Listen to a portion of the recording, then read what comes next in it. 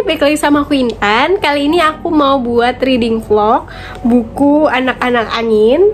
Ini dia, karena ini kemarin itu kayak direkomendasiin sama teman-teman aku. Terus ada juga yang bilang kalau ini bagus banget. Jadi aku mau buat video pas ngebacanya gitu. Jadi kalau misalnya ada hal-hal yang harus aku kasih reaction, aku langsung bakal to the point aja di video ini. Jadi ya, let's get started.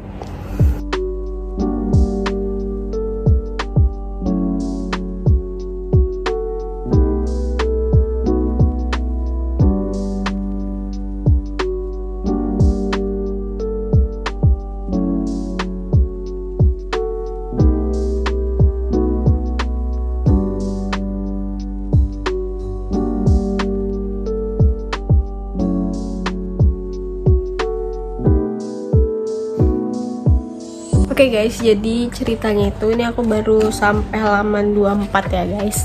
Nah, untuk awal-awal itu lebih ke kayak cerita gimana si Bayu itu meyakinkan orang tuanya untuk ikut Indonesia Mengajar ini. Ya emang gak mudah ya, karena Indonesia Mengajar itu lebih ke kayak relawan, walaupun digaji ya, tapi tetap aja untuk mendapatkan restu dari orang tua untuk menjadi relawan ke daerah terpencil gitu, itu emang agak sulit ya, karena menurut orang tua kebanyakan itu adalah hal yang buang-buang waktu aja. Mereka maunya kayak ayo cepet kejar karir gitu, harus cepet-cepet sukses gitu-gitu, bukan ke malah kayak ngikut kegiatan yang sok peduli sama orang lain gitu. Walaupun ya itu adalah kegiatan yang positif ya guys. Nah, yang bikin aku kayak ini sama banget ya, kayak emang terjadi di real life juga gitu. Itu tuh pas di halaman 18 sampai 22 itu tentang keluarga syarat cerita. Nah, di sini si Bayu itu ceritain ketika si Bayu ini sampai di desa Bibinoy, dia itu nginep di rumahnya Pak Adin. Nah, Pak Adin ini punya banyak anak. Terus problematikanya di kampung ya, apalagi di desa terpencil gitu, emang kebanyakan orang itu nggak peduli sama pendidikan. Kurang adanya pemikiran untuk sekolah lebih tinggi ataupun untuk lebih sukses lagi gitu kan, apalagi untuk anak perempuan. Nggak usah di Bibinoy, di Bangka Belitung aja yang udah lumayan maju ya, itu kebanyakan kurang apa ya, kayak awarenessnya tuh kurang untuk pendidikan, apalagi di daerah desa-desanya gitu, karena kurang aja gitu kan. Sampai waktu aku pertama kali pindah ke Bangka juga kaget banget. Ada yang putus sekolah waktu SMP, putus sekolah waktu SD, SMP udah pada nikah gitu-gitu. Itu udah kayak hal yang biasa gitu. Bahkan untuk hamil di luar nikah pun juga udah biasa aja gitu, kayak nggak dikucilkan, kayak ya udah malah pesta besar-besaran gitu. Nah, di cerita ini anak pertamanya Pak Adin itu, dia itu emang udah sampai kuliah, tapi di semester 2 kalau nggak salah ya, nggak ada sih dibilang semester berapa, tapi ini dibilang anak pertama Pak Adin, Mariam, sudah kuliah tapi putus di tengah jalan dengan alasan yang paling tidak bisa diterima, yaitu hamil di luar nikah gitu. Jadi sekolahnya terputus gitu, kuliahnya terputus karena hamil. Terus ya udah berkeluarga, dan itu emang sering terjadi banget di Bangka Belitung, khususnya di daerah aku. Banyak banget teman-temanku yang SMP udah nikah, itu tuh kayak pas baca ini kayak bener banget gitu kan. Ini kayak jangankan di daerah terpencil, di daerah di Bangka Belitung aja masih sering terjadi gitu. Jadi nggak heran kalau misalnya stunting masih banyak di Babel, dan masih sangat-sangat digalakkan untuk menurunkan stunting. Terus nggak cuma anak pertamanya aja, anak keduanya juga punya tekad untuk nggak lanjut sekolah lagi. Sebuah tekad yang paling aneh banget sih menurut aku, karena bukan apa sih, kayak ilmu itu sangat penting untuk kehidupan kita gitu. Walaupun tidak pasti bikin kita bakal jadi orang kaya, orang sukses, tapi punya ilmu itu sangat penting menurut aku gitu ya. Tapi ternyata nggak semua orang berpikiran seperti itu gitu kan. Jadi ini bener-bener kayak anak pertamanya, anak keduanya, terus anak ketiganya juga sama gitu. Jadi aku kayak, oh jangan-jangan rata-rata emang kayak gitu ya. Kayak hampir kebanyakan di Indonesia punya pemikiran kalau sekolah itu nggak penting. Jadi ya, kalau misalnya dibilang kenapa Indonesia nggak maju-maju, ya salah satunya karena itu juga. Untuk aku menarik banget karena ini bener-bener buku yang sangat-sangat jujur ya, karena ini bener-bener terjadi banget di Indonesia. Jadi kayak nggak ditutup-tutupi gitu, emang bener-bener ada nyata gitu. Oke, aku nggak sabar untuk melanjutkan baca lagi. Luha, ini hari kedua aku baca buku Anak-anak Angin. Dan ini aku baru banget balik dari nonton film Ganjil Genap yang diadaptasi dari novelnya Almira Bastari. Nah, untuk kalian yang penasaran, kalian bisa cek aja di TikTok aku, Intan PTLKA, dan juga YouTube aku. Jadi nonton aja ya reviewnya itu kayak gimana, dan aku juga bakal nge-review filmnya juga. Oke, ini sebelum aku tidur, aku bakalan baca dulu bukunya biar cepat selesai. Yuk lanjut baca.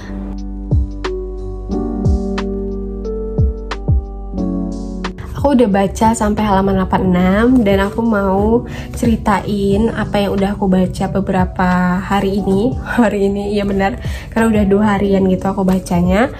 Ada satu yang bikin aku sangat-sangat tertarik untuk aku bahas di sini, yaitu di halaman 49, dimana ketika Pak Adin curhat ke Bayu tentang perasaan dia, tentang apa yang dia rasakan gitu terhadap keluarganya gitu, terutama untuk anaknya.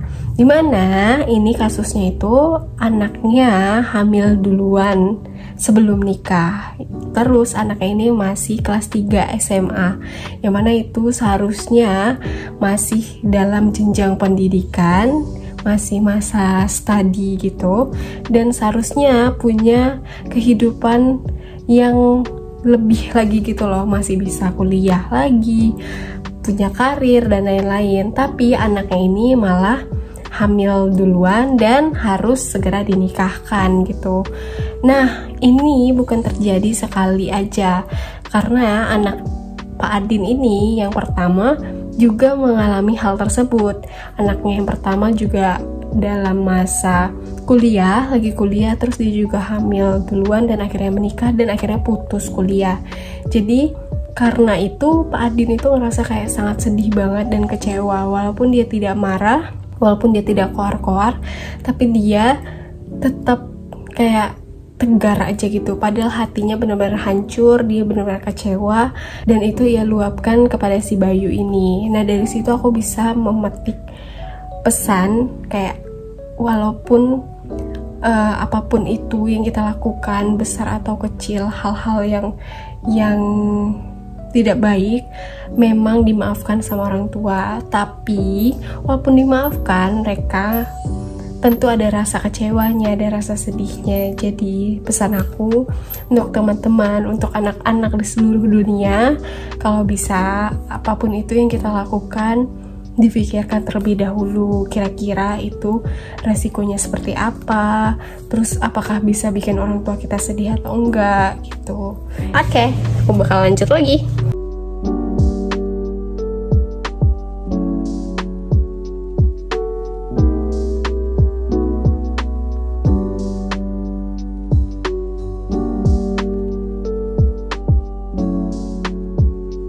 Oke guys, jadi aku udah baca sampai halaman 99 dan ini ada kisah yang menarik banget, dimana ketika sebelumnya di lembar awal itu si Bayu ini menceritakan tentang nakalnya anak-anak, terus sulitnya anak-anak ini diatur gitu kan, kayak banyak yang kurang ajar juga, sampai akhirnya si Bayu ini hilang kendali dan dia sempat menampar salah satu anak muridnya. Nah, tapi setelah itu dia merasa kayak menyesal dan lain-lainnya. Setelah dia kesal-kesal dan lainnya itu, barulah ada di part yang emang walaupun anak-anak itu ngeselin, ternyata anak-anak itu sangat-sangat bikin terharu gitu. ada di satu masa si Bayu ini lagi sakit, terus dia mau ke puskesmas, yang mana puskesmas itu jauh ya jaraknya itu, dan sepi gitu loh, jauh dari pemukiman. Jadi si Bayu ini iseng aja untuk minta temenin sama anak-anaknya gitu kan, anak-anak didiknya ini. Terus dia kira nggak ada yang mau nemenin, tapi ternyata anak-anaknya ini semuanya malah kayak semangat, saya pak, saya bisa nganterin gitu. Terus akhirnya mereka bareng-bareng ke puskesmas jalan kaki, walaupun jauh jaraknya, tapi dia merasa sangat kayak happy banget karena menghabiskan waktu sama anak-anak, ngobrol banyak, bercanda-bercanda. Terus pas di puskesmas udah selesai semuanya, si Bayu ini diajak sama Pak Mantrinya itu naik mobil, tapi kan anak-anak yang ikut tuh banyak banget ya, jadi dia tuh sampai kayak ikut apa enggak ya gitu kan, tapi kayak kasihan kalau ngeliat anak-anak jalan sendirian gitu kan, walaupun rame gitu. Terus anak-anaknya pada bilang nggak apa-apa, Pak Guru ikut aja Pak Mantrinya, naik mobil aja, kita bisa jalan kaki sendiri gitu kan. Terus dia kayak ngerasa terharu banget, ternyata anak-anaknya tuh sebaik itu.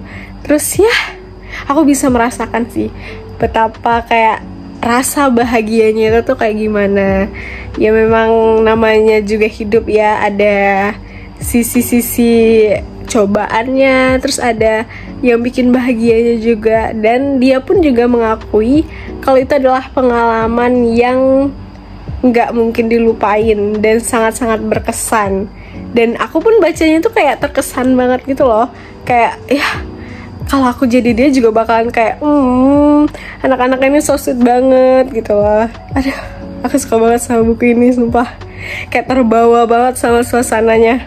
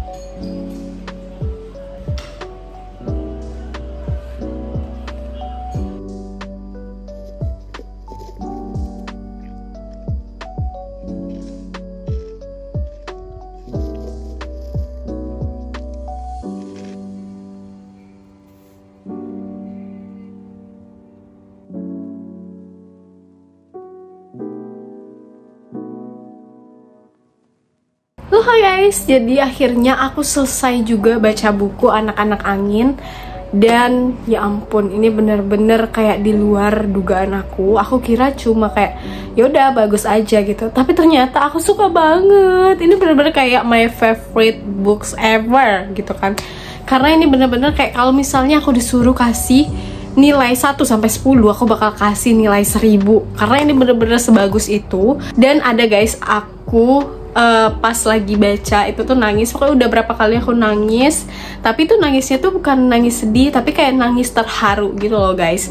Ini bukunya bener-bener kayak menyadarkan banget, dan bener-bener apa ya, banyak yang bisa kita petik. Terus kita jadi tahu kayak realita kehidupan itu kayak apa gitu. Terus yang bikin aku suka banget sama buku ini bukan karena ceritanya bagus aja, tapi kayak aku tuh jatuh cinta keseluruhan buku ini, mulai dari latarnya, terus dia juga karakter si tokoh Bayu ini juga bener-bener bikin aku kagum banget. Belum lagi kayak beberapa cerita yang emang bikin terharu, terus bikin kayak wow, kayak gini ya, kayak ya ampun, aku nggak bisa menjelaskan dengan kata-kata guys, karena emang bagus banget. Ada scene aku lagi nangis pas baca itu adalah ketika anak didiknya si Bayu ini ikut olimpiade, yang mana itu adalah pertama kalinya SD Bibinoy ikut olimpiade gitu atau lomba-lomba kayak gitu. Dan ternyata anaknya itu lolos gitu loh untuk ke tahap selanjutnya. Itu bener-bener kayak part yang bikin aku kayak terharu banget, karena pas awal-awal si Bayu itu datang ke SD Bibinoy, mereka itu kebanyakan kayak nggak tahu matematika dasar, bahkan perkalian nggak tahu, banyak juga yang nggak bisa baca. Tapi dengan kesabaran, terus teknik-teknik yang diterapkan sama si Bayu itu, alhamdulillahnya berhasil. Dan akhirnya itu juga menjadi pintu orang tuanya, yaitu ayahnya lebih tepatnya, itu langsung kayak jadi berbaikan ya. Karena selama beliau ini ke Halmahera itu emang kayak kurang direstui sama ayahnya gitu. Tapi ketika salah satu anak muridnya itu lulus olimpiade nasional, olimpiade sains gitu kan, ke tahap selanjutnya, akhirnya bapaknya kayak baru sadar ternyata anaknya itu beneran loh kayak melakukan hal yang emang bener gitu, bukan yang sekedar kayak iseng-isengan aja gitu. Kalau ini bener-bener hal yang emang bermakna banget dan udah bener gitu loh. Pokoknya setelah dari itu si bapaknya si Bayu ini mendukung penuh Bayu, mendukung si Bayu mengajar, terus kayak si Bayu ada project gitu kan, itu didukung sama bapaknya, dikirimin dana gitu untuk mensukseskan proyek itu sendiri gitu. Nah, tapi ada satu kejadian yang emang bener-bener bikin aku kayak wow, kayak aku tuh kayak kagum banget, ini orang kok berani gitu loh. Ada di masa sebelum si anak-anak Bibinoy ini berangkat ke kota untuk ikutan olimpiade itu. Nah, itu kan butuh surat izin gitu kan. Nah, untuk meminta izin, si Pak Adin, kepala sekolahnya itu lagi pergi gitu, nggak ada. Jadi dia tuh butuh tanda tangan ataupun cap dari sekolah gitu, tapi nggak ada. Jadi akhirnya si Bayu ini meminta salah satu anaknya Pak Adin untuk mencarikan cap sekolah gitu, cap kepala sekolah gitu. Ternyata dari sebanyak itu cap, ada banyak banget capnya, itu nggak ada sama sekali cap sekolah gitu loh, cap tanda tangan kepala sekolah kayak gitulah ya. Nah, yang ada malah kayak cap toko, terus cap-cap yang berkaitan dari itu lah ya, maksudnya ngerti lah ya itu tuh gimana gitu loh, maksudnya kayak alurnya itu kemana pasti ngerti gitu kan. Sebenarnya si Bayu ini udah sangat-sangat merasa kayak ada yang janggal gitu, tapi dia berusaha kayak ya udahlah nggak mau berurusan dengan hal seperti itu atau tidak mau mencampuri urusan si Pak Adin atau orang lain gitu kan. Tapi ada di suatu masa guru-guru itu banyak yang mengeluhkan tentang sekolah itu yang kayak nggak maju-maju, terus kayak fasilitas yang kurang, terus kayak mengeluhkan kepemimpinan Pak Adin ini gitu kan. Padahal dana BOS yang diberikan pemerintah itu setiap 3 bulan itu sebesar 20 juta, tapi kayak fasilitasnya gitu-gitu aja.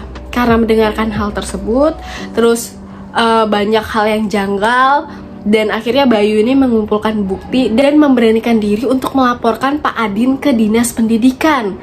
Jadi bener-bener kayak di situ tuh aku kayak wow, dia ini berani banget gitu loh. Maksudnya kayak oh itu numpang saya di rumah Pak Adin ini gitu kan, tapi kok berani untuk melaporkan. Nggak semua orang punya jiwa pemberani kayak si Adi ini.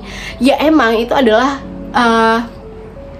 perilaku yang emang baik dan harus dilakukan gitu kan ya. Tapi kayak untuk bergerak seperti itu bener-bener kayak wow, aku kayak tepuk tangan banget, kayak keren banget gitu loh. Kayak untungnya walaupun pas setelah dilaporkan itu akhirnya si Bayu tetap tinggal di rumah Pak Adin, tapi Pak Adin saat itu kayak menekan mentalnya si Bayu kan, yang dia jadi akhirnya sakit dan lain-lain. Dan setelah alhamdulillahnya setelah sakit itu jadi kayak balik lagi seperti biasa, dan alhamdulillah Pak Adinnya juga udah berubah insya Allah. Dan aku bacain catatan editor, jadi pas buku ini dibuat terus dibaca sama tim-tim dari plot point ya, dari plot point itu mereka akhirnya kayak penasaran kan, kayak terenyuh dan penasaran, akhirnya mereka pergi ke Bibinoy untuk mengecek kayak mana keadaan di sana setelah ditinggalkan sama si Bayu ini. Dan ya Pak Adin tetap menjadi kepala sekolah dan jadi lebih baik lagi, dan alhamdulillahnya SD Bibinoy juga lebih oke lagi gitu. Dan ya ampun, aku ini bener-bener kayak buku yang bikin aku kayak apa ya, kayak ya bentar lagi habis, aku kayak gak rela gitu loh untuk habis gitu. Tapi bener-bener kayak wow, ini bener-bener kayak temen aku nggak salah banget gitu loh untuk rekomenin ini. Dan untungnya aku tuh dapat gitu di Shopee. Kayaknya ini harus dicetak ulang gak sih? Kayak kalian harus baca ini guys, ini bener-bener kayak bahasanya juga ringan, terus sangat apik tulisannya, terus mudah dimengerti, dan banyak makna tersirat yang ada di sini. Terus kayak ya ampun, aku nggak bisa lagi berkata-kata lagi, tapi ini bener-bener sebagus itu. Emang bagus banget. Kalau teman-teman kepo dan pengen baca ini, kalian bisa cek aja di Shopee. Itu kalau nggak salah masih ada yang jual gitu kan, tapi kayak lebih ke pre-love gitu. Dan atau teman-teman bisa baca di Perpusnas gitu.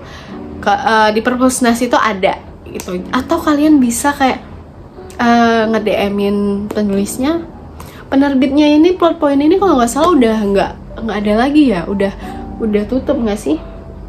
Soalnya udah lama gitu nggak ngelihat buku terbitan plot point gitu. Tapi ini benar-benar bagus banget. Benar-benar menjadi buku terfavorit aku sepanjang hidup gitu. Kayak aku nggak ngerti lagi. Aku berharap banget ini bisa difilmkan karena emang bagus banget. Ya ampun, tolong dong, ini tidak ada sutradara yang ingin memfilmkan ini apa ya. Ini benar-benar kayak bagus banget, kayak banyak scene-scene yang bikin aku tercengang, bikin aku kayak oke, udah selesai. Terlalu banyak aku memuji-muji. Oke guys, sekian reading vlog kali ini. Akhirnya aku berhasil juga buat reading vlog. I'll see you in my next video. Bye bye.